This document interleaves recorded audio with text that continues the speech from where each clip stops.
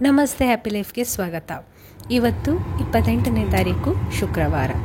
ನಾವು ಬೆಳಗ್ಗೆ 5 ಗಂಟೆಗೆ ನಾವು ವಿಮಾನ ಬೋರ್ಡ್ ಮಾಡಿದ್ದು. 5:15ಗೆ ವಿಮಾನ ಹೊರಟಿದೆ. 8:45ಕ್ಕೆ ನಾವು ಗುವಾಹಟಿಯಲ್ಲಿ ಇಳಿದಿದ್ದೇವೆ. ಅಸ್ಸಾಂ ರಾಜ್ಯದ ರಾಜಧಾನಿ ದಿಸ್ಪುರ್ ಪೇಟೆಗೆ ಹತ್ತಿರ ಇರುವ ಪೇಟೆ ಗುವಾಹಟಿ. ಗುವಾಹಟಿ ವಿಮಾನ ನಿಲ್ದಾಣದ ಹೆಸರು ಲೋಕಪ್ರಿಯ ಗೋಪಿನಾಥ್ ಬೋರ್ಡಲಾಯ್ ಇಂಟರ್ನ್ಯಾಷನಲ್ ಏರ್ಪೋರ್ಟ್ ಅಂತ. ಗೋಪಿನಾಥ್ ಬೋರ್ಡಲಾಯ್ ಅಂದರೆ ಅವರು ಸ್ವಾತಂತ್ರ್ಯ ಹೋರಾಟಗಾರರಂತೆ ಮತ್ತು ಅಸ್ಸಾಮಿನ ಪ್ರಥಮ ಮುಖ್ಯಮಂತ್ರಿ ಆಗಿದ್ದರಂತೆ ಅವರು. ಈ ವಿಮಾನ ನಿಲ್ದಾಣ ಓಪನ್ ಆದದ್ದು 1958ರಲ್ಲಿ. ಅಂದರೆ ಇದೊಂದು ಹಳೆಯ ಏರ್ಪೋರ್ಟ್. ಆದರೆ ಅದು ಇಂಟರ್ನ್ಯಾಷನಲ್ ಏರ್ಪೋರ್ಟ್ ಆದದ್ದು 2002ರಲ್ಲಿ. ಈ ಏರ್ಪೋರ್ಟನ್ನು ಮೇಂಟೈನ್ ಮಾಡ್ತಾ ಇರೋದು ಅದಾನಿ ಗ್ರೂಪ್ನವರು. ಅಂದರೆ ಅದಾನಿ ಗ್ರೂಪ್ನವರು ಈ ಏರ್ಪೋರ್ಟನ್ನು ಲೀಸಿಗೆ ತಗೊಂಡಿದ್ದಾರೆ. ಭಾರತದ ಈಶಾನ್ಯ ರಾಜ್ಯಗಳಾದ ಅಂದರೆ 7 ಸಿಸ್ಟರ್ಸ್ ಅಂತ ಹೇಳ್ತಾರಲ್ಲ, ಸಪ್ತ ಸಹೋದರಿಯರು ಅಂತ ಹೇಳ್ಬೋದು. ಅಸ್ಸಾಂ, ಅರುಣಾಚಲ ಪ್ರದೇಶ, ಮೇಘಾಲಯ, ತ್ರಿಪುರ, ನಾಗಾಲ್ಯಾಂಡ್, ಮಿಜೋರಾಂ, ಮಣಿಪುರ, ಈ ಎಲ್ಲ ರಾಜ್ಯಗಳಿಗೆ ಇಂಟರ್ನ್ಯಾಷನಲ್ ಏರ್ಪೋರ್ಟ್ ಅಂತ ಇರೋದು ಇದೊಂದೇ. ಹಾಗಾಗಿ ಇದನ್ನು gateway to the north east India ಅಂತ ಕೂಡ ಹೇಳ್ತಾರೆ. ಅಸ್ಸಾಂ ರಾಜ್ಯದ ಸಂಸ್ಕೃತಿಯನ್ನು ಬಿಂಬಿಸುವಂತಹ ಚಿತ್ರಗಳು, ಕಲಾಕೃತಿಗಳನ್ನೆಲ್ಲ ಇಲ್ಲಿ ಇಟ್ಟಿದ್ದಾರೆ.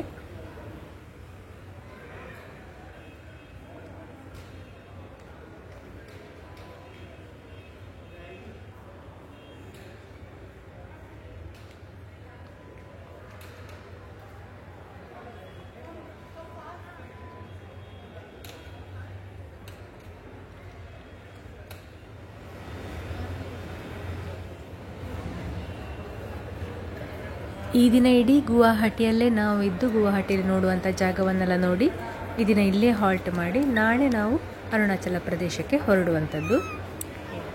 ನಮಗೆ ನಿಗದಿಯಾಗಿದ್ದ ಹೋಟೆಲ್ನ ಚೆಕ್ಔಟ್ ಟೈಮ್ 12 ಗಂಟೆಗೆ ಆಗಿತ್ತು. ನಾವು 9:30ಗೆ ತಲುಪಿದ್ದೇವೆ ಅಲ್ಲಿಗೆ. ಆದರೆ ನಾವು ಏರ್ಪೋರ್ಟಲ್ಲೇ ಸ್ವಲ್ಪ ಕೈಕಾಲು ಮುಖ ಎಲ್ಲ ತೊಳೆದು 1-2 ಕಡೆ ಸೈಟ್ ಸೀಯಿಂಗ್ ಮಾಡಿ ಮತ್ತೆ ಹೋಟೆಲ್ಗೆ ಹೋಗುವ ಪ್ಲ್ಯಾನ್ ಮಾಡಿದ್ದು. ನಮಗಾಗಿ ಕಾದಿರಿಸಿದ್ದ ಟ್ಯಾಕ್ಸಿ ಕೂಡ ಆ ಟೈಮಿಗೆ ಬಂದು ನಿಂತಿದೆ ಅಲ್ಲಿ.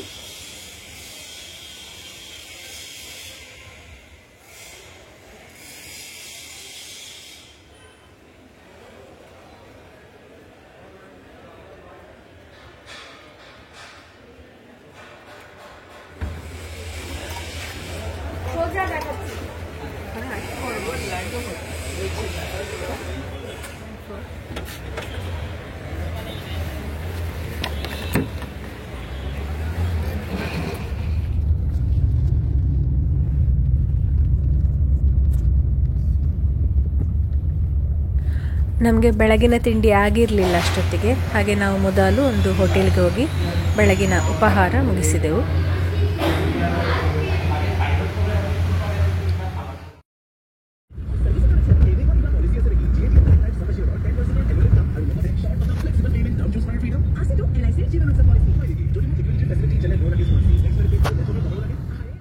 ಅಲ್ಲಿಂದ ಖಾನಾಪಾರ ಅಂದರೆ ಮೇಘಾಲಯದ ಗಡಿಗೆ ಇರುವುದು ಕೇವಲ 14 ಕಿಲೋಮೀಟರ್ ಅಂತ ಹೇಳಿದರು ನಮ್ಮ ಡ್ರೈವರ್. ಇದು ಬ್ರಹ್ಮಪುತ್ರ ನದಿ. ನೋಡು ಎಷ್ಟು ದೊಡ್ಡ ಇದ್ದು ಮಗ. ನೀರು ಕಮ್ಮಿ ಇದ್ದೆ ಈಗ.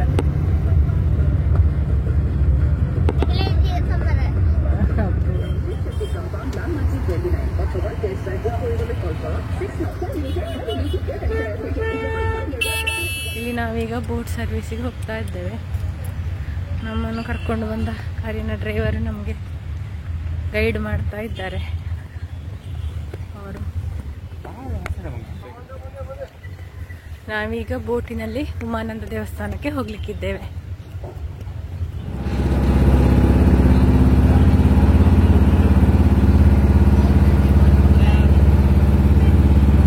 ಬ್ರಹ್ಮಪುತ್ರ ನದಿಯ ಮಧ್ಯದಲ್ಲಿರುವ ಒಂದು ಚಿಕ್ಕ ದ್ವೀಪದಲ್ಲಿದೆ ಈ ಉಮಾನಂದ ದೇವಸ್ಥಾನ. ಇದು ಜಗತ್ತಿನ ಅತಿ ಸಣ್ಣ ಜನವಾಸವಿರುವ ಸಮುದ್ರದ ನದಿಯಲ್ಲಿರುವ ದ್ವೀಪ. ಎಷ್ಟು ಅಗಲ ಇದ್ದಲ್ಲ ನದಿ.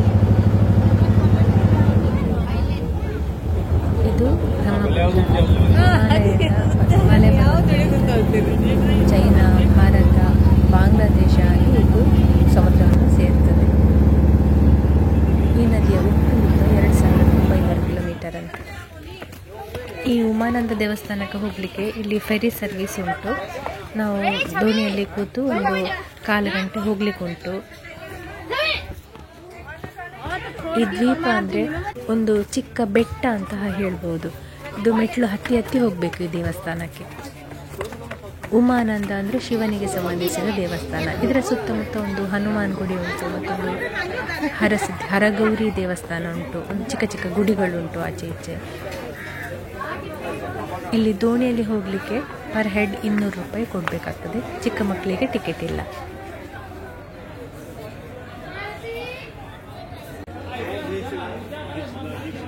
ಸಂಜೆ 5ರ ನಂತರ ಫೆರಿ ಸರ್ವಿಸ್ ಇಲ್ಲಂತೆ.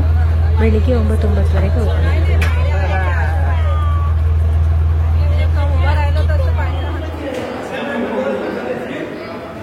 ನಂತರ ನಾವು ಹೋದದ್ದು ರೋಪ್ ವೇ ನೋಡಲಿಕ್ಕೆ. ನಮಗೆ ಉಮಾನಂದ ದೇವಸ್ಥಾನಕ್ಕೆ ಹೋಗುವಾಗ ದೋಣಿ ದಾಟುವಾಗಲೇ ಎಷ್ಟು ಅಗಲ ಉಂಟಪ್ಪ ಈ ನದಿ ಅಂತ ಆಗಿದೆ. ಆದರೆ ರೋಪ್ ವೇಯಲ್ಲಿ ಹೋಗುವಾಗ ನಾವು ಉಮಾನಂದ ದೇವಸ್ಥಾನಗಳ ದ್ವೀಪವನ್ನು ದಾಟಿ ಹೋಗ್ತೇವೆ. ಅಂದರೆ ನಾವು ದೋಣಿಯಲ್ಲಿ ಎಷ್ಟು ಕ್ರಮಿಸಿದ್ದೇವೆಯೋ ಅದಕ್ಕಿಂತ 2 ಪಟ್ಟು ದೂರವನ್ನು ನಾವು ಇದರಲ್ಲಿ ಕ್ರಮಿಸ್ತೇವೆ. ಈ ರೋಪ್ ವೇ ಹೋಗೋದು ಈ ಉಮಾನಂದ ದೇವಸ್ಥಾನ ಇರುವ ದ್ವೀಪ ಉಂಟಲ್ಲ ಅದರ ಮೇಲ್ಗಡೆಯಿಂದಾಗಿ. ಭಾರತದಲ್ಲಿ ನದಿಯ ಮೇಲಿನ ಅತಿ ಉದ್ದದ ರೋಪ್ ವೇ ಅಂತ ಇದು ಹೆಸರು ಪಡೆದಿದೆ. ಸುಮಾರು 2 ಕಿಲೋಮೀಟರ್ನಷ್ಟು ಉದ್ದ ಉಂಟು. ಇದನ್ನು ಕ್ರಮಿಸಲಿಕ್ಕೆ ಒಂದು 10 ನಿಮಿಷ ಬೇಕಾಗ್ತದೆ. ಬ್ರಹ್ಮಪುತ್ರ ನದಿಯ ದೃಶ್ಯ ನೋಡಲಿಕ್ಕೆ ಮಾತ್ರ ತುಂಬ ಖುಷಿಯಾಗ್ತದೆ ರೋಪ್ ವೇಯಲ್ಲಿ ಹೋಗುವಾಗ. ಅದೇ ಲೈನ್ಲಿ ಹೋಗ್ಬೋದು.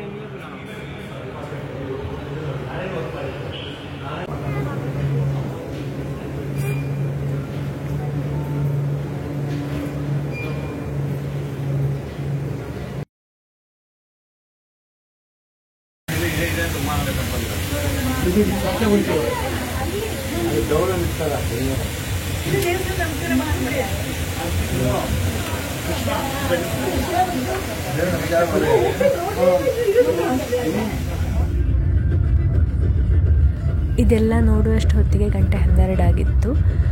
ಹಾಗೆ ಮತ್ತೆ ನಾವು ನಮಗೆ ಬುಕ್ ಆಗಿದ್ದ ರೂಮಿಗೆ ಬಂದೆವು.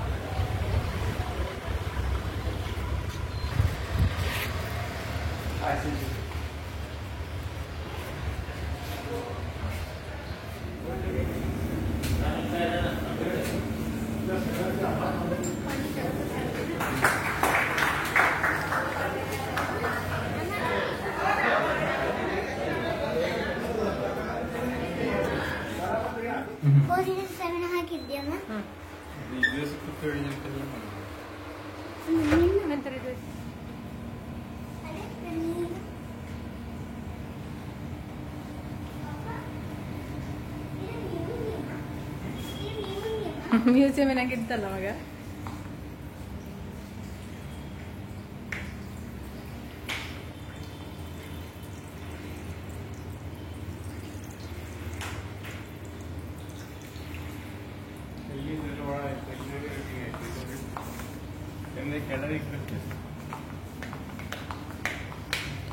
ನಾವು ರೂಮಿಗೆ ಹೋಗಿ ಸ್ನಾನ ಮಾಡಿ ಕೂಡಲೇ ಹೊರಟಿದ್ದೇವೆ ಅಲ್ಲಿಂದ.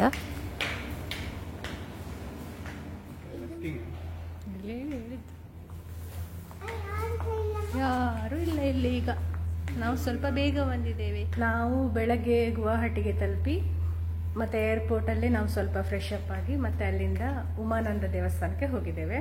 ಉಮಾನಂದ ದೇವಸ್ಥಾನದಿಂದ ಬಂದು ಮತ್ತೆ ರೋಪ್ ವೇ ಅದು ಭಾರತದಲ್ಲಿ ಮೊದಲಿನ ರಿವರಿಗೆ ಹಾಕಿದ ರೋಪ್ ವೇ ಅದು.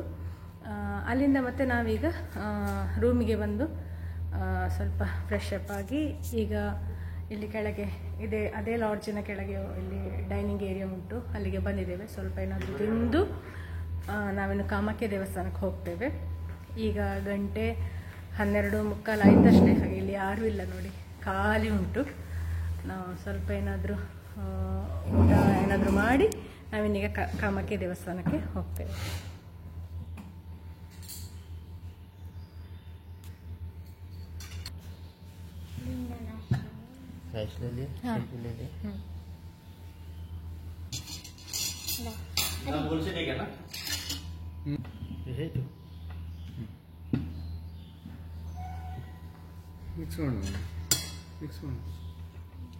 ನಮಗೆ ಬೇಗ ದೇವಸ್ಥಾನಕ್ಕೆ ಹೋಗ್ಲಿಕ್ಕಿದ್ದ ಕಾರಣ ಸುಲಭದಲ್ಲಿ ಆಗುವಂಥದ್ದು ಬೇಗ ಕೊಡುವಂಥದ್ದು ಯಾವುದು ಅಂತ ನಾವು ಕೇಳಿದೆವು. ಹಾಗೆ ಬರೀ ಅನ್ನ ಮತ್ತೊಂದು ಸಬ್ಜಿ ಮತ್ತು ದಾಲ್ ತಗೊಂಡಿದ್ದೇವೆ. ಊಟ ಆಗಿ ನಾವೀಗ ಕಾಮಾಖ್ಯ ದೇವಸ್ಥಾನಕ್ಕೆ ಹೊರಟಿದ್ದೇವೆ.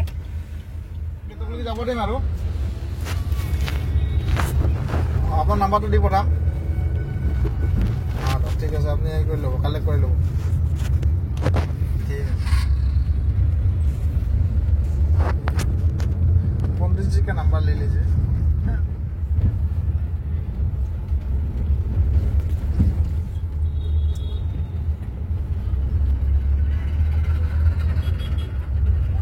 ಮಾ ಕಾಮಾಖ್ಯ ದೇವಸ್ಥಾನ ಇರೋದು ನೀಲಾಚಲ ಬೆಟ್ಟದ ಮೇಲೆ.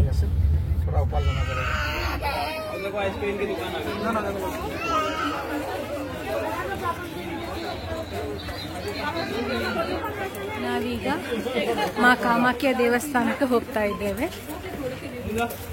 ಇದು ಶಕ್ತಿಪೀಠಗಳಲ್ಲಿ ಮುಖ್ಯವಾದ ಶಕ್ತಿಪೀಠ. ಸತೀದೇವಿ ದಕ್ಷ ಯಜ್ಞಕ್ಕೆ ಹೋಗಿ ಅವಮಾನಿತಳಾಗಿ ಆತ್ಮಹತ್ಯೆ ಮಾಡಿಕೊಂಡಾಗ ಶಿವ ಸತೀದೇವಿಯ ಮೃತದೇಹವನ್ನು ಹಿಡ್ಕೊಂಡು ಕೋಪದಲ್ಲಿ ತಾಂಡವ ನೃತ್ಯ ಮಾಡ್ತಾ ಇರ್ತಾನೆ. ಆಗ ವಿಷ್ಣು ಲೋಕವನ್ನು ರಕ್ಷಿಸುವುದಕ್ಕೋಸ್ಕರ ಸತೀದೇವಿಯ ದೇಹವನ್ನು ತುಂಡು ತುಂಡು ಮಾಡ್ತಾನೆ. ಅದು ತುಂಡು ತುಂಡಾಗಿ ದೇಶದ ವಿವಿಧ ಭಾಗಗಳಲ್ಲಿ ಬೀಳ್ತದೆ. ಅದು ಶಕ್ತಿಪೀಠ ಅಂತ ಪ್ರಸಿದ್ಧ ಆಗಿದೆ. ಅದರಲ್ಲಿ ಸತೀದೇವಿಯ ಗರ್ಭಕೋಶ ಭಾಗ ಬಿದ್ದ ಜಾಗ ಇದು ಮಾ ಕಾಮಾಖ್ಯ ದೇವಿ ದೇವಸ್ಥಾನ. ತಾಯಿ ಅಂದರೆ ಜನ್ಮ ನೀಡುವವಳು. ಆ ಜನ್ಮ ನೀಡುವ ಭಾಗವೇ ಇಲ್ಲಿ ಬಿದ್ದದ್ದು. ಹಾಗಾಗಿ ಇದೊಂದು ಮುಖ್ಯ ಶಕ್ತಿಪೀಠ ಅಂತ ಅಂದುಕೊಂಡಿದೆ. ಇದು ದೇವಸ್ಥಾನದ ಮುಖ್ಯ ದ್ವಾರ. ಅಲ್ಲಿ ಒಳಗೆ ಕಾಣ್ತಾ ಇರೋದು ದೇವಸ್ಥಾನ. ಇಲ್ಲೆಲ್ಲ ಹೀಗೆ ಚಿಕ್ಕ ಚಿಕ್ಕ ಗಲ್ಲಿಗಳು ಸುಮಾರು ಉಂಟು.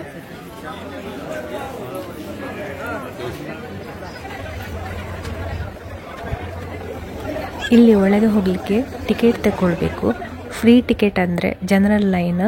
ಅದರಲ್ಲಿ ಆದರೆ 5 ರಿಂದ 6 ಗಂಟೆ ಕ್ಯೂ ನಿಲ್ಲಬೇಕಾಗ್ತದಂತೆ.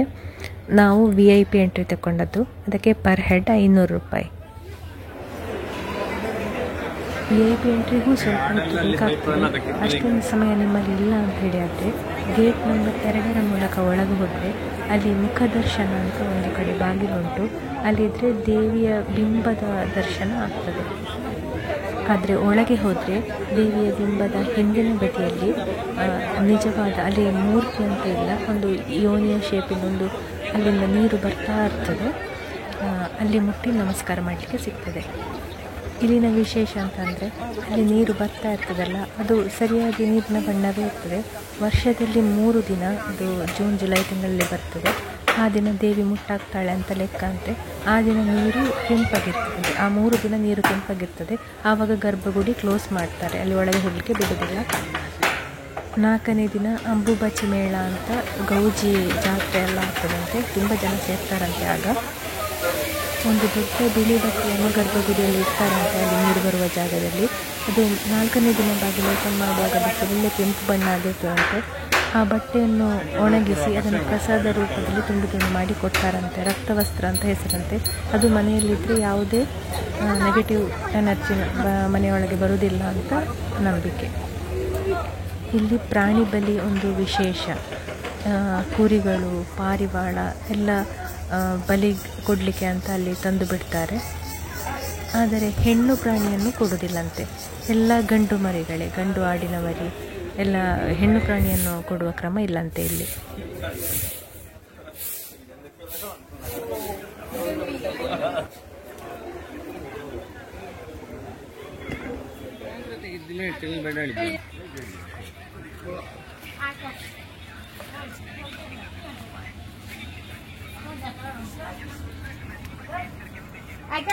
ನಂತರ ನಾವು ಹೋದದ್ದು ಬಗ್ಲಮುಖಿ ದೇವಿ ದೇವಸ್ಥಾನಕ್ಕೆ. ನಾವು ಈ ಉಮಾನಂದ ದೇವಸ್ಥಾನ ಮತ್ತು ಕಾಮಾಖ್ಯ ದೇವಿ ದೇವಸ್ಥಾನಕ್ಕೆ ಮೆಟ್ಲು ಹತ್ತಿಕೊಂಡು ಹೋದದ್ದು.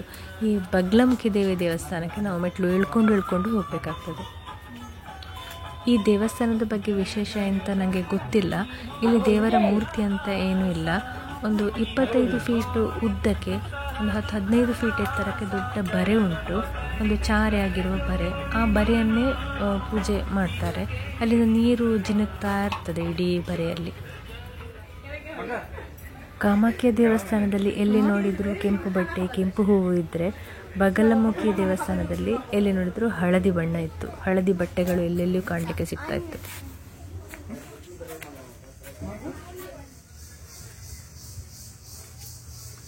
ಅದರ ನಂತರ ಹೋದದ್ದು ನಾವು ಭುವನೇಶ್ವರಿ ದೇವಿ ದೇವಸ್ಥಾನಕ್ಕೆ.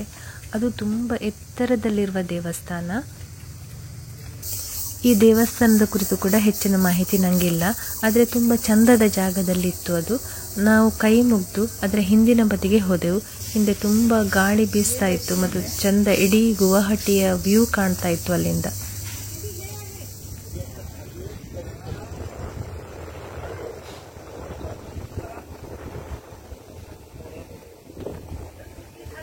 ನಾವಾಗ ಇದರಲ್ಲಿ ರೋಪ್ವೇಲಿ ಹೋಗುವಾಗ ಈ ಬ್ರಿಡ್ಜ್ ದೂರಲ್ಲಿ ಕಂಡುಕೊಂಡಿದ್ದು. ಈ ಚೋಡೆ ರೋಪ್ವೇ ತುಂಬಾ ಚೋಡೆ ಇತ್ತು.